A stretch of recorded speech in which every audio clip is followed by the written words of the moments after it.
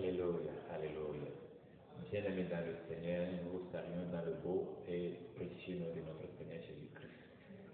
Nous allons nous tourner à présent vers la parole de Dieu pour étudier et méditer ensemble ce passage.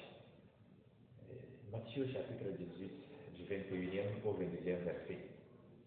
Alors Pierre s'approcha de lui et dit, Seigneur, combien de fois pardonnerai-je à mon frère lorsqu'il péchera contre moi? Sera-ce jusqu'à 7 fois? Jésus lui dit, je ne te dis pas jusqu'à 7 fois, mais jusqu'à 70 fois, 7 fois. Alléluia, Alléluia.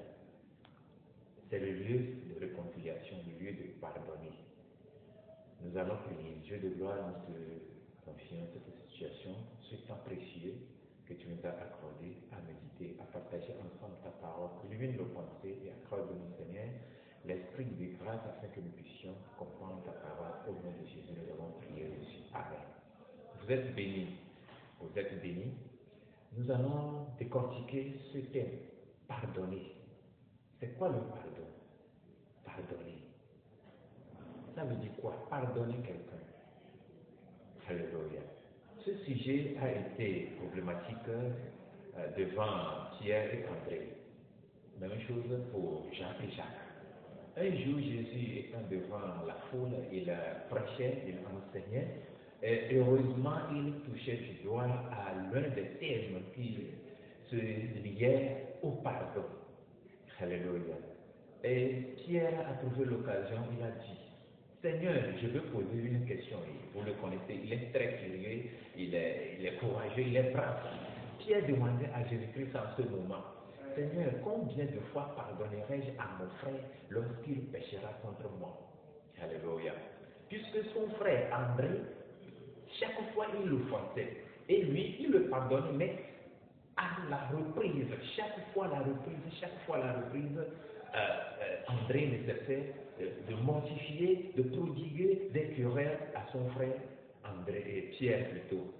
Et même chose, Jean et Jacques étaient des frères, mais Jacques aussi offensait Jean chaque fois. Mais Jean le pardonnait, mais chaque fois, il continuait de le faire.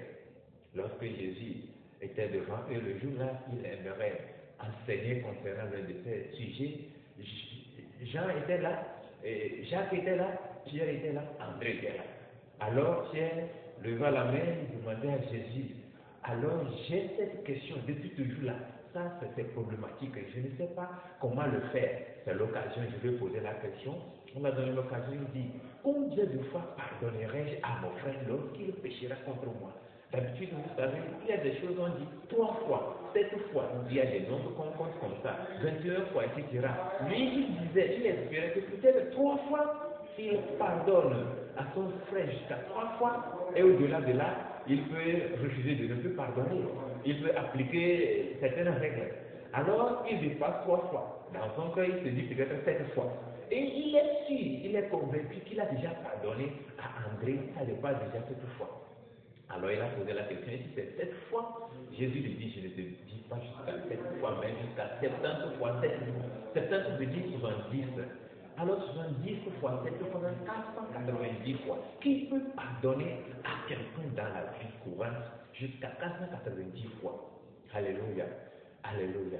Cher chrétien, si tu m'écoutes, si tu me vois présentement, c'est le lieu de te dire, de se réconcilier avec ton ami, avec tes parents, avec ta famille, avec ton frère, avec ta soeur, avec ton oncle, avec ton grand-père, avec la tante, etc. C'est le lieu de se pardonner. Même à l'église, c'est pire. À l'église, des chrétiens n'arrivent pas à pardonner. Est-ce normal, un chrétien, celui qui a reçu Christ? La Bible dit, celui qui ne pardonne pas, celui qui ne fait pas miséricorde, qu'il n'attende pas la miséricorde. Alléluia, Alléluia. Bien-aimé, c'est le lieu de faire la réconciliation. C'est le lieu de pardonner. Quel que soit le problème, quelle que soit la nature du problème, ce que Jésus-Christ nous avait fait, est-ce que nous pouvons comparer cela? Il a versé son sang pour notre vie, pour que nous soyons sauvés. Mais toi, c'est des problèmes dans la vie courante, c'est des petits problèmes. Mais est-ce que ce problème dépasse ce que Jésus a fait pour toi? Qu'est-ce que le frère, qu'est-ce que ton ami t'a fait? Ce qui est bizarre, c'est dans les églises que cela prenne place, plus que dans le monde. Les chrétiens qui n'arrivent pas à pardonner à leurs frères. C'est difficile, qui n'arrivent pas à se réconcilier. Alléluia. Pardonner. Vous savez, quand vous refusez de pardonner et vous avez entendu une fois que la personne a rendu l'âme, est-ce que vous serez à l'aise? Est-ce que cela sonne bien dans votre cœur? Quand vous vous êtes couché là, est-ce que votre conscience ne vous interroge pas? Alléluia. Pardonnez, pardonnez. C'est-à-dire, le pardon n'a pas de limite. Quel que soit le début du problème, quelle que soit l'ampleur du problème, pardonne. C'est Dieu qui te demande. C'est ça la différence entre chrétien et païen. Un chrétien, lui, il peut pardonner ce qui est difficile à pardonner, ce que les gens n'imaginent pas. Mais un païen, lui, c'est œil pour œil, dent pour dent. Mais les chrétiens sont durs de cœur. Ils endurcissent leur cœur plus que certains païens qui pardonnent favorablement. Vous êtes patron, vous êtes patronne. Vous m'entendez? Je vous convie à un pardon. Bien de votre cœur disposé, pardonnez du fond de votre cœur. Pardonnez sans souci, sans hésitation. Nous allons tourner vers Colossiens chapitre 3, verset 13. Qui dit ceci? Colossiens chapitre 3, verset 13. Alléluia. Supportez-vous les uns les autres. Et si l'un a sujet de se plaindre de l'autre, pardonnez-vous réciproquement, de même que Christ vous a pardonné. Pardonnez-vous aussi. Alléluia. Alléluia. Alléluia. Quel est le problème? Quel est ce sujet par rapport auquel tu as refusé de pardonner? Le secret pour le pardon, c'est la patience et la tempérance. La patience et la tempérance. La patience et la tempérance. Quand le problème, ce qui t'excite à être furieux, à se mettre en colère, est devant toi, il faut te maîtriser. La maîtrise de soi. Dis-toi que je vais me taire. Psaume 4, verset 4 qui dit ça, c'est-à-dire murmurez-vous, c'est-à-dire vous allez trembler entre vous, mais taisez-vous. C'est la meilleure façon de pouvoir surmonter cette tentation, ces épreuves. Parce que le diable, quand chaque fois il te voit être furieux, il est à l'aise. Quand il te voit agir dans la colère, comme il se doit, comme les païens, il est à l'aise. Il se dit, voilà, je l'ai eu. Mais toi, tu es chrétien, tu n'es pas sous la domination du diable. Tu n'es pas sous sa conduite. Pourquoi il est à l'aise de ton comportement? C'est là que tu dois te poser la question à savoir, est-ce que c'est le diable qui me conduit ou Dieu qui me conduit? Alléluia. Change-toi, change tes comportements. Pardonner, ce n'est pas de se rendre faible, mais c'est de se montrer brave, fort. Oui, ce n'est pas n'importe qui pardonne.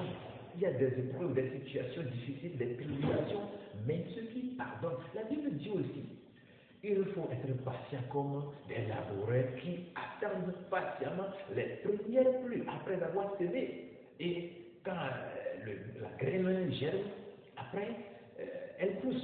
Et vous voyez, lui, le laboureur patient, et il attend le moment de sa place avant de pouvoir aller récolter.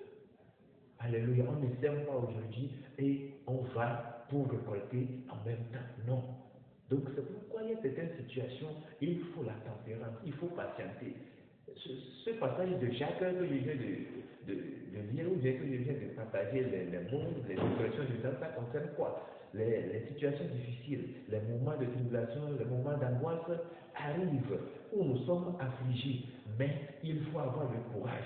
C'est de la même manière que quand on t'offense là, tu es furieux, il faut la maîtrise de soi. La patience, c'est la meilleure des choses. La patience, c'est efficace. Un chrétien doit pardonner et oublier ce qu'on a commis comme acte. Alléluia. Pardonnez sans condition. Pardonnez qui que ce soit. Et vous, Dieu va vous apprécier. Un jour, vous allez voir votre récompense au ciel. Ceux qui vont pardonner par rapport à ceux qui ne pardonnent pas, vous allez être devant Dieu un jour et vous serez jugé différemment. C'est pourquoi je vous convie à un pardon. Pardonnez-vous, pardonnez-vous, pardonnez-vous réciproquement. Qui est parfait sur terre? Si bizarrement tu as entendu que la personne a rendu l'âme, tu vas se plaindre, tu vas te dire que il a perdu sa mère, etc., il est mort, ses enfants. Non, tu es hypocrite. Tu es hypocrite. Quand tu vas même d'ailleurs à ces funérailles-là, la nature va te juger. La nature va te juger parce que la nature a ses règles. C'est l'hypocrite. Dieu n'aime pas ça même. Même la nature elle-même juge. C'est pourquoi il faut agir comme cela se doit. Un chrétien doit pardonner. Un chrétien, celui qui a reçu Christ, doit pardonner. Les gens sont endossés de l'esprit de la haine, de querelle. Et chaque fois, ils produisent des modifications. Et ils aiment. Ils aiment là où il y a des problèmes. C'est comme eux-mêmes, ils sont l'enfant de problème, quoi. C'est comme ils sont la source qui jaillit le problème. Est-ce qu'un chrétien vit comme ça? Écartez-vous de ces comportements. Le chrétien doit agir comme cela se doit. Chers chrétiens, pardonnez-vous. Le pardon, c'est très important. C'est très important dans la vie. Patron, patronne, pardonnez à vos apprentis. Les apprentis, l'enfant, la fille, comme le garçon, vous devez pardonner à vos frères, à vos parents. Et les parents aussi, pardonnez à vos enfants. Au foyer, pardonnez-vous réciproquement. Parce que je ne sais pas combien de temps nous allons vivre sur terre. Et vous allez garder ces soucis, ces problèmes. Vous créez des problèmes vous-même. Parce qu'à un âge donné, vous allez commencer par faire des crises, les AVC. Mais ça provient de votre comportement de la jeunesse ou bien à un âge supérieur où vous n'arrivez pas à pardonner. Parce que vous avez trop de soucis dans votre cœur, dans votre pensée, ça ne va pas. Parce que vous êtes troublé par des problèmes, parce que vous êtes souvent énervé. Ce n'est pas bien. Tranquillisez-vous, soyez en paix, parce qu'un chrétien est en joie tout le temps. C'est ça la source de victoire. Chaque chrétien qui est en joie, chaque fois, quand le diable le voit même, quand il essaie de le tenter et il le voit, il est joyeux, en gaieté, il a peur de lui, il se demande, tout ce que je fais, tout ce que je lance comme tentation là, ça n'a pas d'effet sur lui. Effectivement, ça ne peut pas avoir effet sur toi. Tu peux être éprouvé, tu vas traverser la situation, mais tu as la foi. Tu as la foi, tu as la foi, Dieu est avec toi. C'est pourquoi il faut aimer le pardon. Dieu va vous bénir, Dieu va vous accorder la sagesse de savoir agir dans cette vie ici-bas. Et là-haut, il y a le jugement, n'oubliez pas. N'oubliez pas, quand tu ne pardonnes pas, toi aussi tu ne seras pas pardonné. C'est ce que la Bible a dit, que celui qui ne fait pas la miséricorde n'attende pas la miséricorde de la part de Dieu. Que Dieu vous bénisse au nom de Jésus.